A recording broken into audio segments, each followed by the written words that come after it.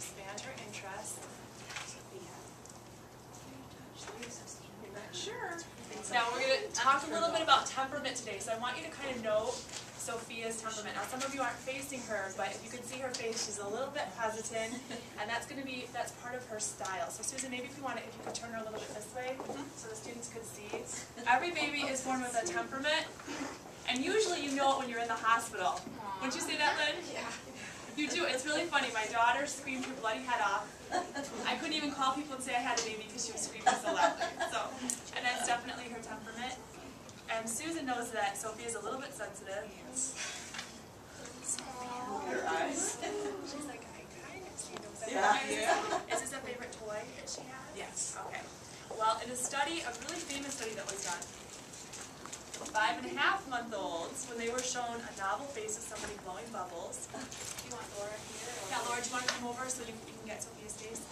What they found is that when they showed those 5.5-month-old babies bubbles, they could remember the person who blew the bubbles for up to 7 weeks. Oh. So I want you to think about that. So Sophia, even though she doesn't know me, hello, sweetheart. There's Mama right there, and see, she's going to go to Mama. That's perfect. Mama's going to comfort her. And she's like, I need a big hug, Mama. To try and get acclimated to me. And we're going to, of course, use a very calm voice whenever we're talking to infants. But what I really want you to notice, and I thought the very best way to get you to understand this, is that babies are so knowledgeable. You know, the title of the lecture from last week, if you remember, is Infancy, the most forgettable but wonderful year of our life. You don't remember what our infancy is like, but yet we're building blocks, the building blocks for brain development are there. She's like, wait a second, Mama, what's going on? All right. So Sophia, I have some things to show you. Okay. Do you see this guy? Oh, actually, did you bring this bird?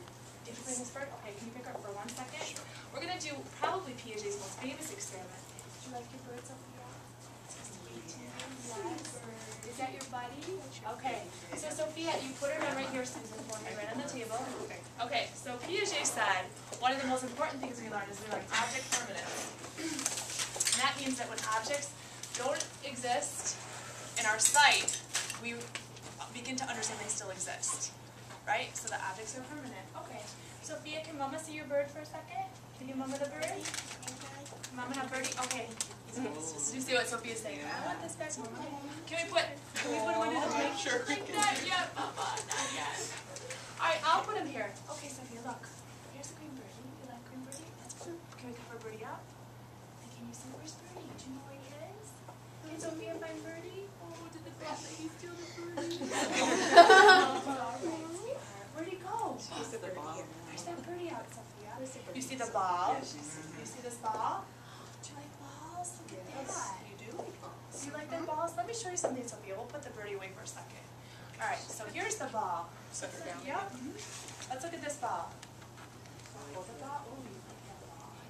What do balls do? Let's see. Do you already know what balls do? All these people are looking at you. Okay, let's see. Now, Sophia already has knowledge of a ball. You can tell that by the way Sophia handles the ball and turns the ball and sees the ball's property. And Sophia, I bet, has thrown a ball before. Yes. Because she picks the ball up and she puts the ball down. And she's thinking, oh, she is. Did you guys see that? Very nice. You can lift that and throw that? Can you show me the ball? Can you see the ball? Do you throw the ball at home? Yes. I can tell that you do. And she's going to take all that in.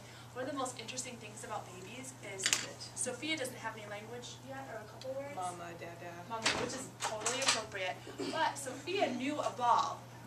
Now, how do we know that she knew what to do with the ball? What is she doing with it? What with her hands? She's lifting it up with her hands. And what that shows us is that in the first year of life, memory is stored. That girl. I'm still not sure if these people. Memory is stored through motor skills, not through language. And some scientists have said that's the reason why we think that infants experience what we call infantile amnesia, where we can't remember those first couple of years of life, is because when we retrieve memories, we pick them up. Sophia didn't tell us a ball bounces, but with her hands, what'd she tell us? That she knows it. That she knows that a ball bounces, okay? Now, Sophia, do you know what that birdie is? Where's the birdie? Where's the green guy at? Do you know where green guy is? Let's try it again. Let's see. Oh, there he is, Sophia. There's green guy. Let's go. see if Sophia can find him. Can you find it? She's into that ball. Not interested. Oh, she's moving me. She's thinking about it. Now, I have to ask you, do you think that Sophia is not looking because of, she doesn't know, or because of temperament? What do you think? Somebody has on her, probably. Absolutely. You can tell that that's kind of her style. So Piaget's most famous experiment was object permanence.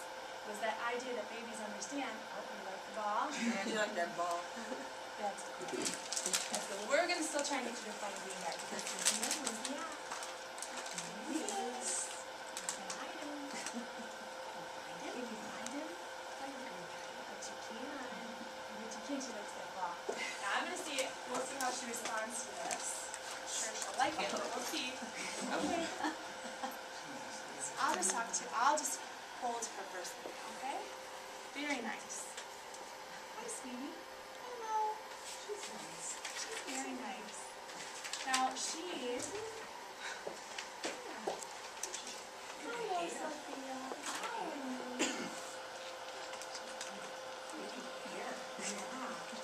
Well, they did an experiment with infants and puppets.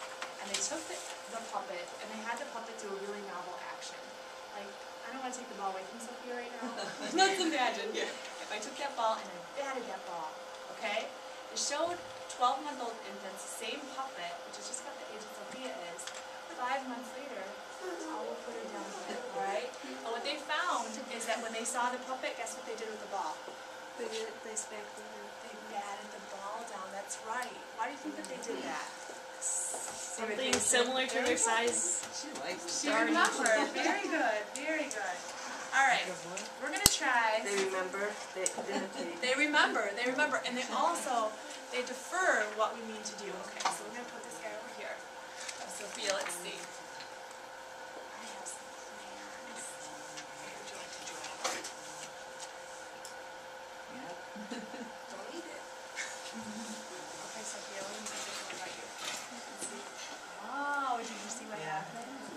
Sophia already knows. So let's good job, Susan. That means that Mama's already practiced with Sophia. So what did she do? Did she put it in her mouth? No. She knew it goes where? On the paper. And I don't know if you noticed, but she didn't even try and draw on the table. Very good job, Susan. She waited until we got the paper. And then when she is, and she's making little marks over here, and as soon as she got that paper, she knew when I gave her that crayon that it goes on the paper. So that's a very good job. Let's see if we can find green guys still.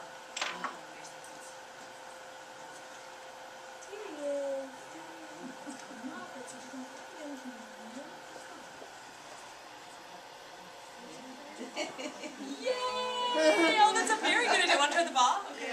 We'll put green guy right here. Okay, Sophia, you like this ball? Okay, let's take this ball.